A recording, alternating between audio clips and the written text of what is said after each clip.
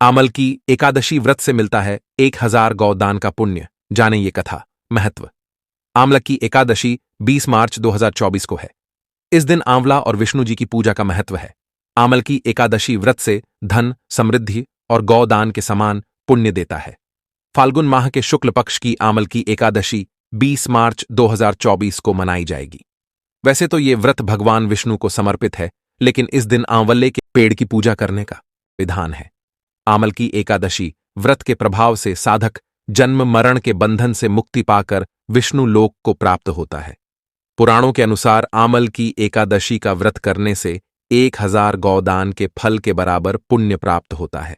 मां लक्ष्मी की कृपा प्राप्त होती है। आमल की एकादशी की कथा। प्राचीन समय में वैदिक नामक एक नगर था। यहां चैत्ररथ नामक चंद्रवंशी राजा का राज था। नगर में ब्राह्मण, वैश्य, क्षत्रिय, शूद्र चारों वर्ण के लोग प्रसन्न रहते थे। नगर में सदैव वेद ध्वनि गूंजा करती थी। इस नगर में सभी विष्णु भक्त थे और एकादशी का व्रत जरूर करते थे। एक बार फाल्गुन शुक्ल एकादशी आई। सभी ने पूजा कथा कर रात्रि जागरण किया।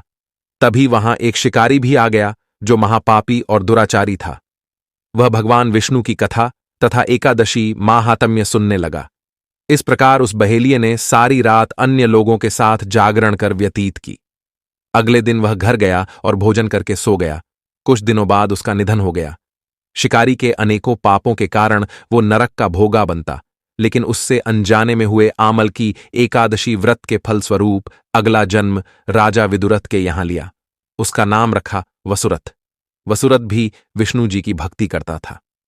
एक दिन वह जंगल में रास्ता भटक गया। वहां एक पेड़ के नीचे सो गया। उस पर कुछ डाकुओं ने हमला कर दिया, लेकिन इन दुराचारियों के अस्त्र शस्त्र का राजा पर कोई असर नहीं हुआ।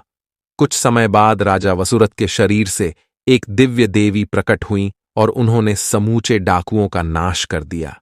लोगों ने हमला किया, लेकिन उसके शरीर से प्रकट हुई स्त्री ने उन सबको मार डाला और राजा बच गया। राजा जब नींद से जगा तो देखा कि काफी संख्या में लोग मरे हुए हैं। तब आकाशवाणी हुई कि भगवान विष्णु ने तुम्हारी रक्षा की है। कथा के अनुसार यह सब आमल की एकादशी के व्रत का प्रभाव था। जो मनुष्य एक भी आमल की एकादशी का व्रत करता है वह प्रत्येक कार्य में सफल होता है और अंत में वैकुंठ धाम को पाता है।